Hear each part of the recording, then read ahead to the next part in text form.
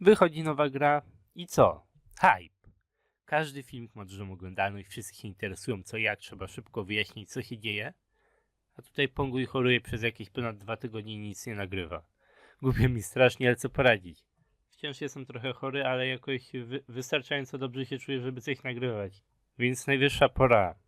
I z samego FFPS na ten moment mam takie 3 duże odcinki do zrobienia.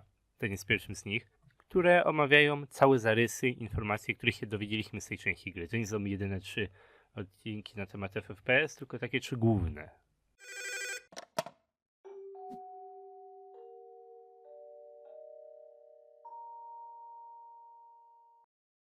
Także witajcie, z tej strony Ponguj, a dzisiaj ogólnie omówię, jak już wygląda cały temat Freddy Fazbear's Pizzeria Simulatora.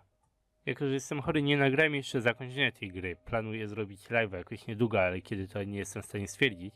Ale postanowiłem nagrać to tutaj, bo najwyższa pora, wystarczająco długo bez jakiegoś podsumowania. Jako że nie skończyłem jeszcze gameplayu, to można uznać ten odcinek za spoiler. Idąc po kolei, Freddy Fazbear's Pizzeria Simulator to 6. kanoniczna część FNAFa. Teoretycznie FNAF 6, Scott tak nazwał tą grę, ale tak samo jak SL ma ona oryginalny tytuł i też tutaj znacznie więcej zmieniło się niż w jakiejkolwiek innej grze. Nie jest to zwykły horror, a pół horror, pół tycoon. Sam tytuł Five Nights at Freddy's też nie robi już sensu, jako że gra dzieje się podczas dnia. Taki plot twist. Bardzo mi się podoba gameplay Tycoona. Z gameplayem horrorowym to cóż, jest ok, ale tak naprawdę jest dosyć średni. Super podobny do FNAFa 4 jakby nie patrzeć. No i bardzo ekstremalnie nieintuicyjny. Jest też masa rzeczy, które tak naprawdę nie są zbyt potrzebne i tylko zajmują miejsce. Ale generalnie symulator pizzerii to idealna nazwa dla tej gry, która całkowicie wyjaśnia co, jak się tutaj dzieje. FFPS to nie tylko symulator pizzerii. Sama ta pizzeria jest swego typu symulatorem. Ale żeby wyjaśnić tutaj kontekst, przesłuchajmy najpierw słowa z zakończenia. You played right into our hands. Did you really think that this job just fell out of the sky for you? No. This was a gift for us. You gathered them all together in one place, just like he asked you to. All of those little souls in one place, just for us. A gift. Now we can do what we were created to do and be complete. I will make you proud, Daddy. Watch, listen, and be full. Connection terminated. I'm sorry to interrupt you, Elizabeth, if you still even remember that name, but I'm afraid you've been misinformed. You are not here to receive a gift, nor have you been called here by the individual you assume, although you have indeed been called. You have all been called here, into a labyrinth of sounds and smells, misdirection and misfortune. A labyrinth with no exit, a maze with no prize. You don't even realize that you are trapped. Your lust for blood has driven you in endless circles, chasing the cries of children in some unseen chamber, always seeming so near, yet somehow out of reach. But you will never find them. None of you will. This is where your story ends. And to you, my brave volunteer, who somehow found this job listing not intended for you. Although there was a way out planned for you, I have a feeling that's not what you want. I have a feeling that you are right where you want to be. I am remaining as well. I am nearby. This place will not be remembered, and the memory of everything that started this can finally begin to fade away, as the agony of every tragedy should. And to you monsters trapped in the corridors, be still, and give up your spirits. They don't belong to you. For most of you, I believe there is peace, and perhaps more, waiting for you after the smoke clears. Although for one of you, the darkest pit of hell has opened to swallow you whole. So don't keep the devil waiting, friend. My daughter, if you can hear me, I knew you would return as well. It's in your nature to protect the innocent. I'm sorry that on that day, the day you were shut out and left to die, no one was there to lift you up into their arms, the way you lifted others into yours. And then, what became of you? I should have known you wouldn't be content to disappear. Not my daughter. I couldn't save you then, so let me save you now. It's time to rest, for you, and for those you have carried in your arms. This ends, for all of us, in communication. Te słowa powiedziane są przez naszego szefa. To nie jest tak, że my jesteśmy w tym momencie właścicielem, my jesteśmy tylko menedżerem restauracji, zarządzamy nią. A nasz szef, koleś od kaset, mimo wszystko zarządza nami. Jak się okazuje, pizzeria jest tak naprawdę oszustwem. Nie została stworzona po to, by działać, by serwować pizzę, a jedynie po to, by być pułapką. Można powiedzieć, że to po prostu symulacja pizzerii, której cel jest zupełnie inny. No i w całych tych słowach właściciela kryje się naprawdę dużo fabuły. A jeszcze więcej dowiemy się, gdy tylko omówimy Insane Ending. Właściciel z gry nazywa się najprawdopodobniej Henry, jako że jego audioplik z Insane Endingu nazywa się HRY223. Ten numerek na końcu może też nawiązywać do roku, w którym dzieje się gra, przynajmniej zostało nagrane to audio, potwierdzając niejako cały ten 2023 rok. Henry jest twórcą animatroników i właścicielem pierwszych restauracji, przez co jest często kojarzony z Henrym z fabuły książek. Tam Henry stworzył animatroniki, zajmował się Fredbear's Family Diner, a także Freddy Fazbear's Pizzą, aż do czasu morderstw, kiedy to popełnił samobójstwo z powodu depresji spowodowanej tym wszystkim. William był jego współpracownikiem, ale zajmował się jedynie finansami. Henry miał 2 dzieci, Samiego i Charlie. I cóż, myk polega jednak na tym, że historia gier i historia książek się od siebie różnią. Tak, Henry jest podobny w jednej i w drugiej historii, tak samo jak William, ale Henry w książkach popełnił samobójstwo w 1985 roku, a w grach dopiero w 2023. Co musimy w tym miejscu pamiętać, to to, że nie możemy porównywać jednego z drugim. Scott wyraźnie wykorzystuje te same imiona w obu uniwersach, bo po co nazywać tę samą postać w jednym kanonie William, a w drugim Vincent? Nie znaczy to jednak, że to są identyczne postacie. Henry miał w książkach 2 dzieci i wcześniej umarł, a w fabule... Cóż, jeszcze do tego dojdziemy. Sam temat pułapki, jaka tutaj została stworzona, jest dosyć ciekawy.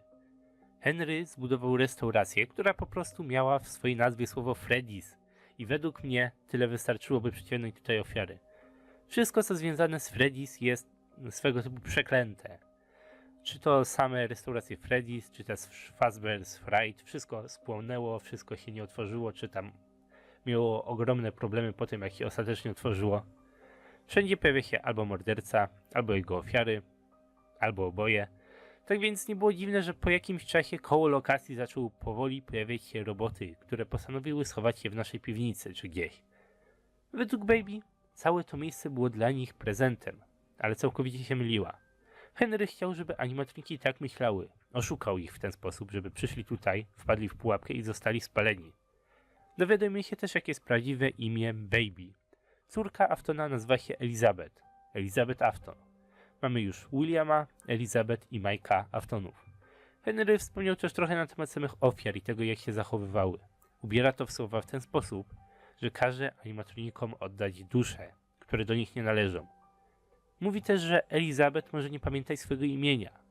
Ofiary są dosyć skołowane pośmiertnie i jakieś konkretne elementy ich osobowości zostają wyolbrzymione.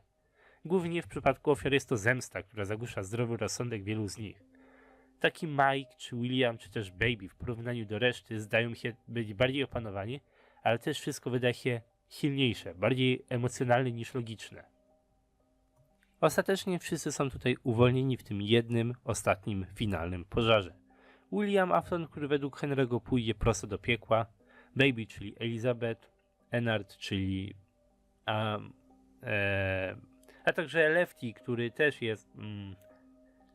Tak, ta dwójka jest dosyć zastanawiająca.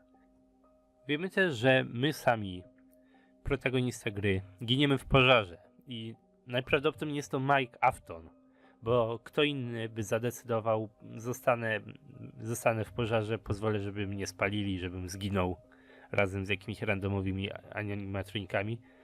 Więc to jest najprawdopodobniej Mike, znowu. Patrząc na to, że jesteśmy żywym zombie bez wnętrzności i w ogóle, to pewnie my też zostaliśmy uwolnieni. Że to jest w ogóle powód, dla którego Mike tutaj został, żeby spłonąć, żeby się uwolnić, żeby już nie być w tym ciele. Z samym Leftym jest dosyć ciekawa sytuacja. Lefty to marionetka. W ostatnim monologu Henry'ego mówi on bezpośrednio do swojej córki, marionetki, która teoretycznie nigdy nigdzie w grze się nie pojawiła, nigdy jej nie widzieliśmy, więc do kogo niby mówi. Ale cóż, jednak ukrywa się ona w Leftim. Sam Rare Screen Leftiego z jakiegoś powodu znikąd daje nam tutaj plakat marionetki, ale największy argument na to wszystko to sam fakt, że ręka marionetki jest wyraźnie widoczna pomiędzy częściami Leftiego. I cóż, jest jeszcze jeden znacznie większy argument, ale Insane Ending omówię w osobnym odcinku. Zostaje nam Ennard. Ten tutaj jest znacznie bardziej zastanawiający, bo do tej pory nie jesteśmy pewni, czy Fantimy były nawiedzone, czy nie były nawiedzone. Całe SL dawało duży potencjał do tego, że żaden z animatroników nie jest nawiedzony.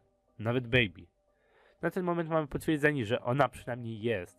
Ale co teraz z Ennardem, z tym tak zwanym Molten Freddym? Henry raczej silnie sugeruje, że jest on w tym momencie nawiedzony i są na to dwa rozwiązania jak dla mnie.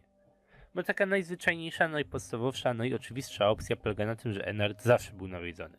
Po prostu. Fantimy były nawiedzone, a teraz nawiedzają jednego wspólnego animatronika. Robi to raczej sens jako tako. Ale jednak gra wprowadziła nam jedną taką dosyć ciekawą możliwość. Candy Cadet opowiada 3 dosyć dziwne, creepy historyjki. Omówię je wszystkie w jakimś osobnym odcinku, a teraz skupimy się na jednej z nich, którą jest ojciec 5 adoptowanych sierot. Koleś adoptował 5 dzieci, które bardzo kochał, opiekował się nimi, ale jednego razu, kiedy wyszedł do sklepu, złodziej włamał się i zabił 5. Mężczyzna był dosyć biedny, więc nie było go stać na 5 pogrzebów, więc zszył wszystkie dzieci i włożył do jednej trumny. Choć ta historyjka dużo miesza, jest taka niepewna, to we FNAF-ie jest tylko jeden przypadek, z którym moglibyśmy go powiązać. Parę obiektów połączonych w jeden. I jest to Ennard. Ta historyjka może mówić o ucieczce Ennarda z lokacji Circus Baby, ale nie ma to zbytnio aż tak negatywnego wydźwięku jak historia kadeta. Znacznie bardziej interesującym wątkiem byłoby, jeżeli marionetka, mając 5 ofiar, ale tylko jedno ciało, do którego można je włożyć, włożyła 5 do Ennarda, włożyła jeden z zestawów ofiar, ponieważ na ten moment nigdzie indziej nie było na to miejsca. Ten zestaw pojawia się tutaj, by spłonąć, by ofiary zostały uwolnione z ich metalowej klatki. Dlatego w kontekście zdaje się, że Ennard rzeczywiście jest nawiedzony. Także tak, mamy tutaj 3 Aftonów, córkę, syna i ojca.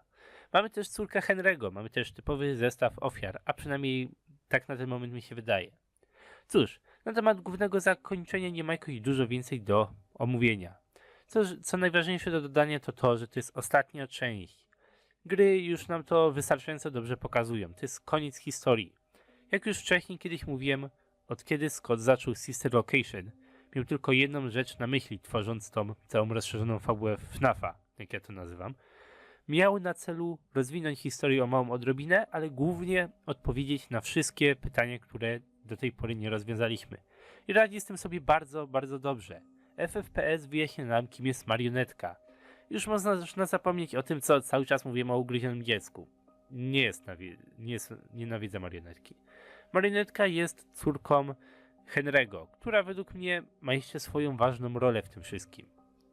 W najbliższym czasie mam dla was 2 jeszcze odcinki. Jeden jest o rodzinie Henry'ego, o tym jaki wpływ Henry ma na kompletną fabułę FNAF. I przez kompletną mam na myśli FNAF 1 do FNAF 4, przez rozszerzoną mam na myśli od FNAF 1 do FFPS. I mówię wam, jestem pewien, że Henry ma swoje znaczenie w kompletnej fabule. Drugi odcinek wyjaśniałby cały Insanity Ending, który mówi nam naprawdę bardzo dużo. O zabójstwach, o ofiarach. Chcecie wiedzieć, jakie były motywy morderstw Williama? Cóż, zdaje mi się, że ten odcinek na wszystko odpowie.